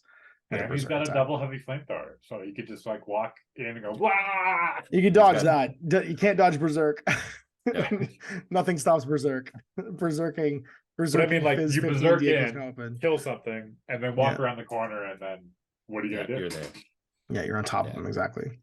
Yeah. So there are a lot of options with this guy, but he is a big investment. And I think the problem with him is in this sectorial, because you have things like the Shang-Chi's and you have things like the medium infantry troops that are so compelling. His price tag, I think, is the thing that makes him problematic, not necessarily his stat line. It's funny because I that is it. Like each time we come across these Stingray tags, they have to fight for their lives because they're either priced out of their competition, like I think he is in this case, or they're like the Agamemnon who's like, I'm as good as Hector. I am. Like, he's discount Hector. Yeah, he's discount Hector. That's the thing. You can save 2 points if you bring me. Do you have a plasma rifle? No. Are you Strategos? No. Can you go prone? No. Okay. Goodbye. Like, I still think I'll fight to the death over the Agamemnon. I think he's a great tag. I mean, I have one. I'm on board. I'll do it. I think that this is the thing that I'm noticing as we've gone more and more of these factions, that these Stingray tags are fighting for their slots because they're like halfway to a tag, but then the heavy infantries have just kind of caught up, and like the super heavy infantry or the things like that Shang-Chi AP HMG firewall guy. Yeah, it's just another blue wolf. Like it's a blue wolf for 20 points less. Yeah, and I have tackle still. Sweet. Yeah. The question is, if you're going you want to talk about too expensive then? You just splurge for another 11 points. You want to splurge, for another 11 points on top. You can have a Gueja. You get 2 armor out of that equation. Worse dodging. Same gizmo kit. But you get martial arts 2 and super jump, and a multi HMG and a heavy flamethrower. Less dice on your gun and less burst. Super jump's real good though. Like real good. Sure is, yeah. Real super jump. It's not seasonal super jump, which the blue wolf currently has. Yeah. It's real armor 8 pushes him up a little bit against the AP stuff that's out there. But he's 11 points for martial arts 2 and a DA close combat weapon. And a multi HMG. Being able to ARO single tap a explosive round absolutely is relevant. Yeah. Versus and built-in super jump. Because, like, again, the blue wolf, sometimes he's going to get it because of terrain total, but built-in super jump, like tags who can move around. I wish it was climbing plus on the blue wolf. I really do. But the super jump on Gueja, no, I wouldn't bring it. But it exists. The thing that the Gueja suffers from is being manned. I'll be honest, being a man tag these days sucks. It makes you so dangerous to repair. Stop talking about how bad the Shakush is. Jesus. Just hard to get by. Not being able to re-roll that whip tech, accidentally breaking your own legs. I just feel like he's just like, hey, look, he's got martial arts level 2 and CC 22, and it's like, why? Like, why am I 82 points? He wishes he was the. You think that martial arts is the carryover from the old? No, because they didn't used to have it. It used to only be the Oyoroi, right? It was just. I'm trying to remember when this guy got super jump and martial arts in this edition. Because I was gonna say, because martial arts used to give you stealth, Dan. And so it was nested in. There was a thing of like the Oyoroi for sure I knew had martial arts, which gave it was martial arts 1 back in the day, which gave it stealth, which was a huge deal. And courage too, which for a man tag was a big deal as well. Yeah. And so like you look at this thing and you're like, but why now? I guess you're kind of fighting in melee. Cool. Look, the point is that once you murder the Gueja, and if you don't completely kill it, you can jump out with the pilot and get martial arts 1. Martial art 1 somebody. Go for it. Yeah. And with a shock CC weapon going, I think again, both tags in this list are just outclassed by the medium and heavy infantry. You have such compelling medium and heavy infantry stuff. Like with your Hundun and the Yamao, and then of course the Shang-Chi's and the whatchamacallits, the Chujaks. Alert for the rest of Yu Jing. That never changes. Like they don't have any more tags. You can I would say you can. The thing that once you start getting more skirmisher and warband options, it changes a little bit because you get a broader menu of like choices that you can spread out with. And as soon as you do away with fire teams and you're not trying to build fire teams in vanilla, you can make a more versatile list. But you're right, all the sectorials are going to have this problem. Yes. Okay. Now onto the remotes. We can skip over all of the standard style remotes unless they have like a difference. And I don't think you do, except for... So here's the cool thing about the remotes. You get 3 TR bots. Yeah, you get 3 TR bots. Which is cool. when you get 3, and there's only a few factions that have it. And they're only 1 SWIC, which means you're looking at only 3 SWIC for 3 HMGs that are TR. Yeah, 3 HMGs that are just like watching everywhere with 360 visors. Just like it's just annoying to deal with. If you sure is. So like going second, it's pretty cost efficient for how much you're going to slow people down. And some factions really struggle. Like there was a question in the mailbox that I don't know why Ash ignored, but it was around how do you defend yourself against McMurrow and the murder balls? That was our episode topics one. Those weren't questions. That was a topic for a whole episode. I just forgot them. That's okay. This is the answer. Just pour bullets at him. Like, yeah, he's gonna smoke, but he can't block every line. If you just put enough bullets on the field, they'll die. Yeah, total immunes are not immune to many bullets. That's the standard answer. He's got a really good. You're obviously afraid because you're going second, and so he's going to run at you. So he's going to have a really good hitter piece standing up in the open. But he had to deploy that before you deployed all of your machine gun pobots, and so you just face him with 2, and be like, "Yeah, you're probably a good gunfighter, but you're not better than both of us." There you go. There you go. You get a standard missile bot. I really want to try this. Of course you do. You get a standard missile bot. You get 2 standard Fort Observer bots. Then you get the Long Ya, which is the discount Sunduck butt, and I love these guys. They only get 4 deployment plus 4. Howard, what? This guy's nowhere like a Sunduck butt. He's 16 points. They both have camo, I guess. And he's 16 points. He's a little like disruption 48. Piece. I love this guy. I love him so much. 3 of these for the cost of the Sunduck butt. Yeah, that's what I mean. We go there may be 2, but you definitely take them every time. Look. You get Panzerfaust plus 1 burst. You get a Flaming Spear plus 1 burst, and then you can either choose between heavy shotgun or a submachine gun, and you get AP mines, and then you get camouflage, surprise attack, immunity shock, courage, all that fun stuff. But it's just like they're cheap for what they are. I think. Yeah, cheap double mine layer. It's awesome. And this is where I go again. That mine layer Long Ya is competing with the I got an explosive weapon Beast Hunter. Yeah. Why not both? Why not both? You could bring both for sure. Bring both. I just like this guy's regular order and the other guy's not. And if I only have a few points left, I'll take the regular. I love this guy. I think he's great. Yeah. I take 2. I take 2 every time. I mean, it's a 40 mil base camo. There's no mistaking what it is. But you still gotta deal with it. You gotta still deal with it. And it's got surprise attack. You still gotta roll that discover, which you never want to do. And it's got disposable or expendable burst flaming spears with surprise attack. I love the fact that it has surprise attack flaming spears with big bursts. It's so great. Yeah. Burst 2 flaming spear. And having played the Trip Hammer, which has like a similar Panzerfaust plus 1 burst and flaming spear plus 1 burst. And then with the heavy shotgun, it's like the same thing, but it's 2 less BS and it's like 30 less points or 37 less points or something like that. So it's just kind of like, it's cool. And with the surprise attack, yeah. And again, any 4 deployment is always so nice. And their models are weird and hilarious, and I love them. Yeah. Little chicken bots. They're so weird. They're just people hate them, and I think they're great. I don't know why I love them so much. I love them because they're weird. I want more weird robots. Marksmanship on it while it's a camo. Yeah. Goddamn right. As long as you're in a repeater range. Yeah. Okay. So then, that makes it marksmanship, flaming spear, marksmanship, Panzerfaust are legitimate guns with surprise attack. Mm-hmm. Oh yeah. You've also got access to a weird profile on your baggage bots. So your Penglings, which have the usual total reaction, combi rifle, repeater, Evo hacker, and deactivator repeater. Or you can have an FTO with a light shotgun. Just a weird profile. And it's a repeater. And it's also a repeater, yeah. Just a weird profile baggage bot, but it means you have an FTO and it can hang out. I think it's it can't join any of the links.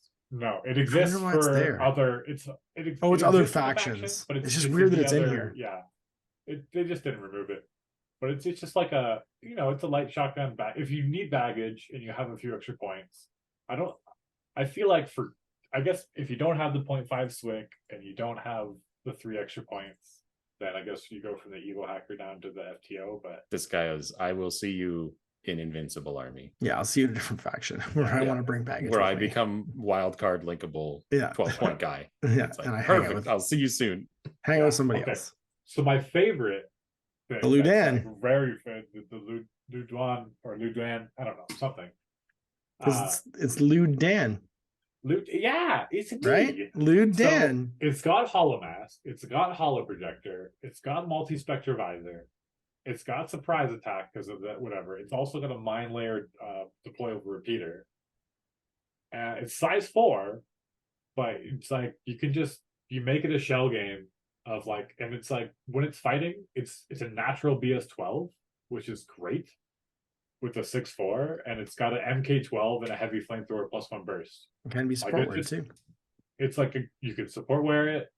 It's a decent little fighter, and you can make it a shell game, and then even if they discover it all, then it can pop back into the Holomask. And because it's such big profile, when you put the other two base to base, you get like a free, like, I don't know, 2-inch movement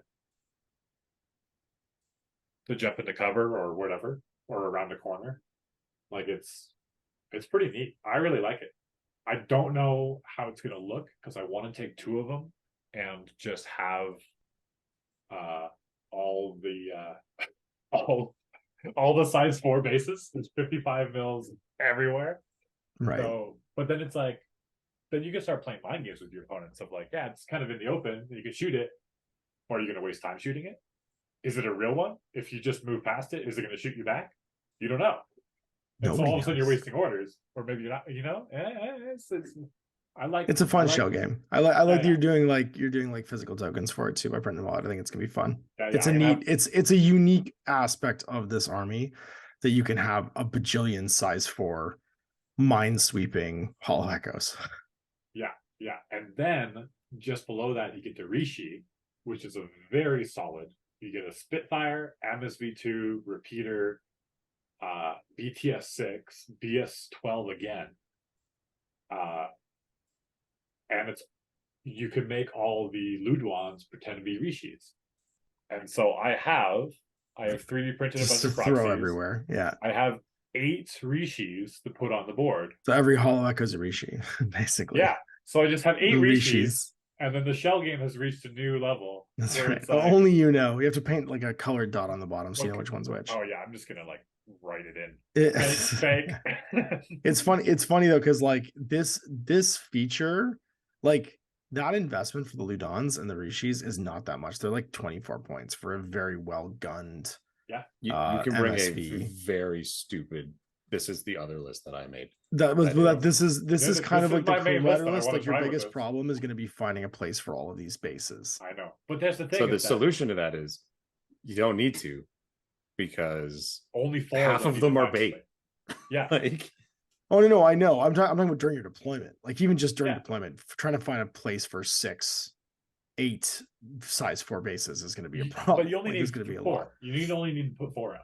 Sure, I guess. Yeah. And then the rest of them can be, just pretending, or they could be the real ones that are poking out that they're assuming are fake, and then you get free shots.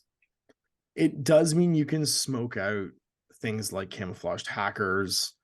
Like there's a million things that these guys can do running through repeater nets with the Hollow Echoes, triggering mines, triggering deployables. Like you do not have a hacking or like camo net game against this many 6/4 size 4 markers, and they're all BTS6, which is really nice. Well, and like even just like if you move, because they don't know which one's which, and you're playing that shell game, you just push your first one through the repeater net, and they either reveal their hacker, right, or they like even Sixth Sense doesn't work on these things, right, because they're just troopers, so nothing stops them either being nothing or them not revealing or playing their hand for like a hidden hacker, and then you just get to slip by. So there's a lot of like legs for that play, I think.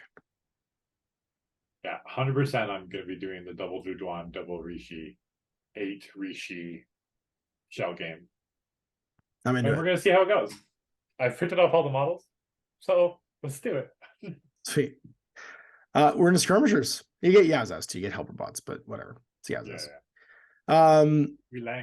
Wheelang's. I would say this is again one of the best midfield utility pieces probably in the game. Wheelang's been around since first edition Infinity, since N1, and it's always been great. It packs everything you want a midfield skirmisher to pack. It's got MSV1, surprise attack, camouflage, dodge, +1 infiltration, mimetism, train total, and stealth. And then its profiles are just all super useful. There's so many freaking deployable repeater mind layers in this faction. Sure are. And not a lot of hackers. I'm just like, wait, do I even want to put down these repeaters? Is this going to make me like more vulnerable? I was like, why do I want these repeaters down? To stop things, maybe? Like if you're going to do that cheapo Xanshi hacker link just to throw out spotlights. I don't know. I think you need to play into it, but yeah, you don't really need them. These guys are just good for what they do. The hacker, I think you take the hacker versus taking the deployable repeater. If you're going to take anything, pay 3 points more. And then you yourself are the repeater because you're in camo, so you can hide from getting killed. Yeah, and you can pop up and hack things. Yeah, that or the forward observer. Yeah. Just because MSV infiltrator. There's a lot of MSV in this list, which is also very nice. A lot of MSV1. Yeah. If you run into Albedo, you might be in trouble, but yep. That's pretty rare. And then the MSV1 min -3 combo, it's just always so nice. And then you get your ninja because they got rid of the JSA, took all their ninjas with them. In Kaldstrom, you got the Kunai Solutions ninjas, which are the ninjas that are still available for hire. There's only 2 profiles, so no more ninja hackers, none of that stuff, which you had access to in N3. Instead, now we have the Kunai Solutions, multi-sniper rifle, and shock marksman rifle. They still are ninjas, so not great BS, decent martial arts. Surprise attack, camo, courage, hidden deployment, min -6 because they're predators, total terrain, and climbing plus stealth. Multi-sniper, shock marksman. I like the shock marksman. It's relatively inexpensive with forward deployment and can get to lots of vectors. And forward deployment kind of gets you to this place where you can surprise somebody or someone can run past you. And then on your first move, you can get like in their rear arc.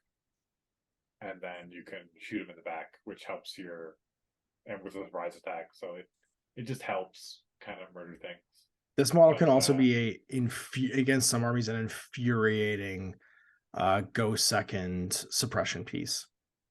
You could be holding a corner with this piece forward deployed on suppression with a command token and just completely stop an advance. Yeah, this guy, if you only wanted to bring one Hundun, you could just bring this guy.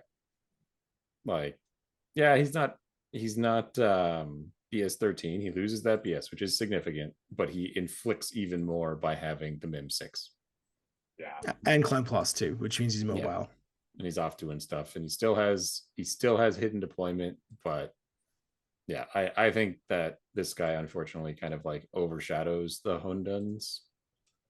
I don't know. The MSV is really nice, and the MSV BS for the Hunduns is really nice. I think they both have a place.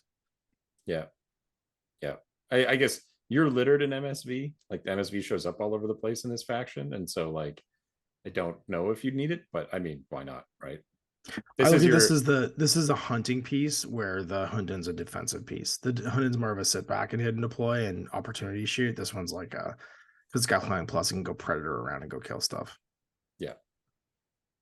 Or they have an albedo model and my other models are all getting unable to react to it. And it's like, I reveal this and I shoot you. And it's like, oh, okay. Oh dear. I have to fight someone who has a multi-sniper and MIM 6 and he's in good range and I am not. Right. Yeah. Those are only skirmishers though, which is very light for Yu Jing because they typically have quite a few. All right, warbands. We have 2. We got Shaolin monks and character Shaolin monks. So first there's the NK, who's a character Shaolin monk. Before. And we did talk about it before. He shines. He does shine. Because he's linkable, and he can lead a fire team of Shaolin monks and make them regular. So he's regular impetuous, martial arts 4 berserk, forward deploy 4, dodge +1 inch, dodge +3. So he dodges on 16s. Min -3, no wounding cap, stealth, super jump, religious, impetuous, chain rifle, light shotgun, flashballs, pistol, explosive. He's only 21 points. He is The problem with him is that he has no delivery system. But in this faction, you get the Shaolin monks that have the smoke. And are 5 points. And so for like 21 for him, and you can bring him with 2 Shaolins. That's this 31 whole 5 team's points. 31 points. Yeah. 31 points for a fun little Harris.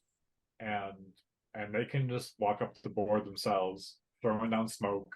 And then because they're in a Harris, you get double chain rifles or even double smoke grenades, right? So it's just way easier to throw those smoke grenades. Yeah. So you're like, oh, I'm hitting on 16s on 2 dice. Yeah, you get super reliable smoke. Like so much more reliable, which is it's so annoying when you roll that like 17 plus, and it's gonna happen. It's just like, ugh.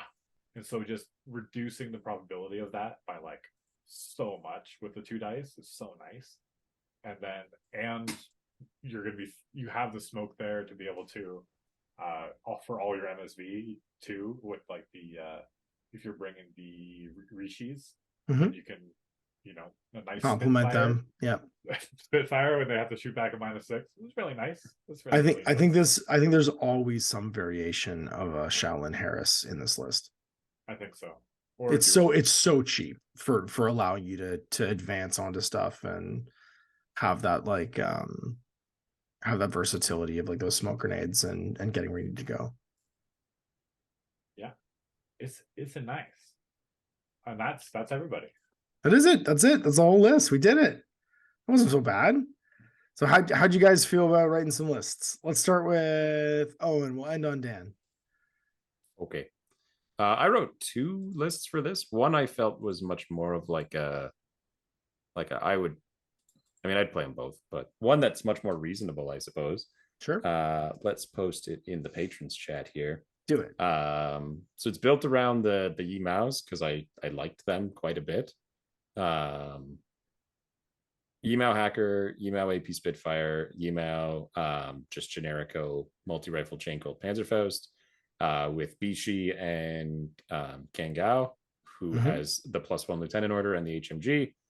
That can be a 5-man team, or what I intended is that it'll be 5-man team for the first turn if I need an HMG to knock over a heavy piece on the far side, but otherwise Bishi and the Yimous are going off on adventures as my primary like hitting force. Mine layer deployable repeater with a little Zhangxi hacker just to have a little something going on, and then some Pangalangs just to get orders. Group 2 is a like mega efficient order group of Liang Kai, 2 Shaolins, and 2 Wei Bings. So it's 5 regular orders and 2 Takawares and a bunch of specialist Wei Bings that are getting my jobs done while the top group is just killing people. Reactive turn, basically group 2 stands up and just starts putting smoke down, and group 1 hides, and that's the switch. Got it. So that you anyway, that's the thinking for that one. The other list is I took the robots to the logical conclusion.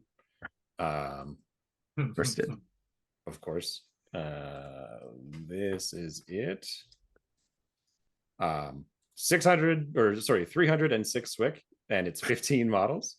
It is Rishi Spitfire, Lu Dan Mark 12, Lu Dan Mark 12, 3 TR HMGs, 2 TR Combi Rifle Pangalangs, little killer hacker for reasons, and then 2 of the Long Yaw mine layers, and then a Zhangxi lieutenant, another killer hacker, and I had 5 points left for a Shaolin.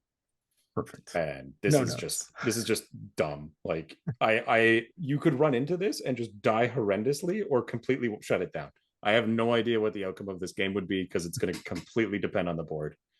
Like the fact that you could have 5 TR bots just staring down at every rooftop could be completely oppressive. In addition to a sea of we're all pretending to be Rushis. And then on top of that, the 4 deployed mine layers and Flamage Spears and Panzerfaust. And then if you tried to play the hacking game against them, 2 killer hackers just for fun, who are also going to pretend to be Zhangxi lieutenants. So it's like, we're going to play a bunch of shell games all at the same time. Good luck, everybody. I don't even know who's real now. GG. And a Shaolin monk to throw smoke grenades on my Rishi if he needs to do it on the active turn. Exactly. Anyway, that's all I got. I like it. I only wrote 1 list. Mine is 5 Swick and 300 points. And it is all the fire teams in group 1. So we've got Lian K, a Shaolin, and a Tiangu FTO with a boarding shotgun and jammer as a Harris. Then my primary hitting pieces, a duo. We got Shang Jesus with Takaware APHMG, Tinbot Fireball -6, hanging out with the Blue Wolf because I swear I could make it work. You know me, I gotta make it work. And then the 4-man fire team, just for that sweet 6 cents. We got a Zhanshi Lieutenant with a Zhanshi Hacker, Beast Hunter FTO, and a Yisheng Doctor in case everything goes wrong. Then rounding out that group to 10, we have a Rishi. And in group 2, we have a Mech Engineer with 2 Yao Zaos. They're there to unstick the Blue Wolf, fix him, or get the Shang-Chi back if he gets like isolated or something like that. 2 repeater bots, so the Che Yao Kongs, a Long Yamon layer, and then a Shaolin Monk to do exactly what you were doing and follow that Rishi around and throw smoke on him if you need to. So, and he's a backup if one of the Shaolins dies. I could throw him into the whatchamacallit, the Harris as well. So same kind of idea, jam the midfield. You've got 2 sort of scalpel-y hitting pieces, one that's up close and personal with the Lian K and the Shaolin and the Tiangu, who can also jam. And the other one covers all the range bands between the Blue Wolf and the Shang-Chi with Takaware. So double Takaware, there's 4 orders just sitting in there, and they get to peel around, shooting either the long-range AP HMG or the mid-range Spitfire with 5 dice, and just being super order efficient. The Hacknet's there to throw out spotlights more than anything else and potentially isolates, and that's it. The mine layer disrupts and protects the little 4-man fire team. Leaning on the strengths. To me. Yeah, it's kind of this is like a greatest hits. So what about you, Dan? What'd you come up with? So I managed to put Chief Jong in my list. Damn right you did. Damn right you did, Dan. Dude, he's a linkable engineer, right? So I went the kind of the other way. I did all of the remotes. I got the 5 total reaction. I got just all of the stuff. But instead, to round out the list, instead of putting in the killer hackers, I have a Beast Hunter, Chief Young, and a Zhanshi Lieutenant as a Harris or core or whatever. And so they're kind of just there, but then the Beast Hunter can kind of be a weird aggressive thing, but just like have that extra burst in the ARO, but also has the mine layer. And then Chief Jong is has the gizmo kit and engineer, and so just being able to have that +1 burst in the gizmo kit and kind of just can walk around, and once they blow up all of my TR bots, I can just pop them all back up and then make you deal with them again. I'm into it. That's so much bot though. I know. You love remotes. Your O12's showing. You love them so much. I just want to lean into it, right? It's just like so crazy, and they have so many cool remotes. I just think it's so funny how that was your initial takeaway from Infinity, is you took a faction that just loved remotes. Yeah, I know. And you just love them. You just love the remotes, and you're unwilling to leave them alone. So the cool thing about the remotes is the remote presence. So it's like when you kill them, you got to kill them, and then you got to kill them. And then if they're on rooftops with lips and they go down, you can't shoot them anymore. And then, you get that. Remotes are cool. You're right. Yeah. You just get it back up and you're like, there's nothing worse than killing a TR bot and then it gets back up and you're like, I got to deal with that 4 dice in a row again. Yeah. Like, yeah. And then Chief Jong, I mean, I do have like 3 heavy machine guns and like 2 Spitfires and all this stuff. But, if they do have a big, crazy armor guy, the K1 combi rifle that's POW 14 is not bad, right? And then he'll have, burst 4.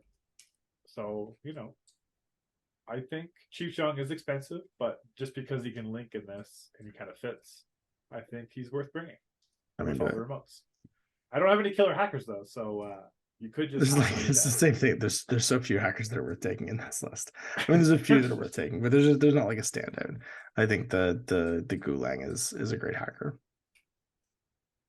Yeah, that's Sweet. We did it. We did White Banner. How do you feel? Are you excited? Like, which of our lists will you make first? And the correct answer was mine, not Owen's. Look.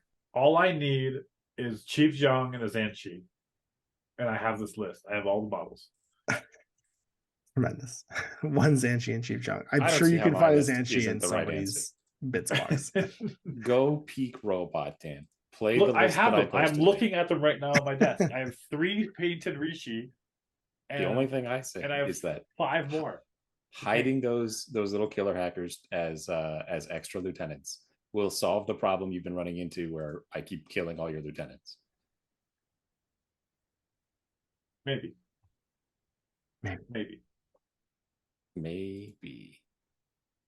I'll have to take a look. I like the engineer though, because TR bots, when they die, but then you just pop them back up and it's so nice. But it's okay if they're dead because you have 4 more. I know, but imagine if they just came back. They're so good value, like bang for your buck. I suppose. They're just so good anyway. Yeah. It'll be fine. Everything's great. Everything's perfect. So anyway, that's White Banner. I didn't even think of White Banner as like an option. I just didn't even look at them. But now just looking, because of I just was looking at the other cool options. They just caught my eye more. But the more I look at it, like I like, because the other ones, when I'm trying to bring all the remotes, we'll get into these, but they don't have the long which are the camo remotes that you could bring in your arsenal, and those I think bring a lot to the options, and it's just it's good. I think it'll be super fun to play. I don't know how I'm going to deploy. Everything's just going to be everywhere, but I want to try it. Definitely. I'm excited. Yeah. I'm excited to see you start playing Yu Jing. Something new, right? And I know tons of people play Yu Jing, but no one that I know. So, well, I played them at the first Tactical Awareness tournament because I was the ringer and it was the prize. That's the last time I played vanilla Yu Jing. I should paint my Yu Jing army. We'll do it. I'm also pretty sure a lot of the stuff in your Yu Jing is the older stuff, and you haven't got too much of the crazy. I mean, Invincible Army is quite possibly my favorite army in Infinity that I don't collect already. Cool. And like we get to talk about that one next because it does everything that I love about this game, which is to say horrendously skewing into dumb shit. And it's so good at it, and you could just keep doing it. Like, here's what's gonna happen. Just like with O12, Dan, you're gonna start playing this army, and then we're gonna talk about it a whole bunch, and then Owen and I will start the armies after you finish building the army. I didn't collect O12. I know you didn't. I did. No. I did. You started collecting Aleph. We went in a circle. He did O12, then I did O12, then I did Aleph, then you did Aleph, and we just went in a big circle. This is my problem. I'm gonna play Invincible Army, and I was gonna be like, "You're doing it wrong." Yeah, exactly. And then one of us has to like do it to like make a point or prove a point. This is the way this goes in this like this triangle of sadness we've created. All right. Well, I'm excited. So yeah, listeners, I'm gonna post a link to the mailbag in the description to this podcast. So go ask some questions for next week. And we will be back with, what did you say was Invincible Army next week? That's exciting. That's the next we get to listen to Owen gush about all of the madness that's possible here. And now that my profiles are sorted appropriately, we can have a proper conversation. AVA 4, AVA 3, AVA 5, AVA 4, AVA 5. They have so much heavy infantry, it's bananas. It's like, let's lean into this AVA. Oh, there goes all my wings. How much wang? Mo wang. And for the mailbag, some people say there's no such thing as stupid questions, but there are. There's a lot of stupid questions, but we'll answer them anyway. And you'll find, and yeah, that's right. And we'll discover what they are next week. All right. Thanks for listening, everybody. Bye. Bye.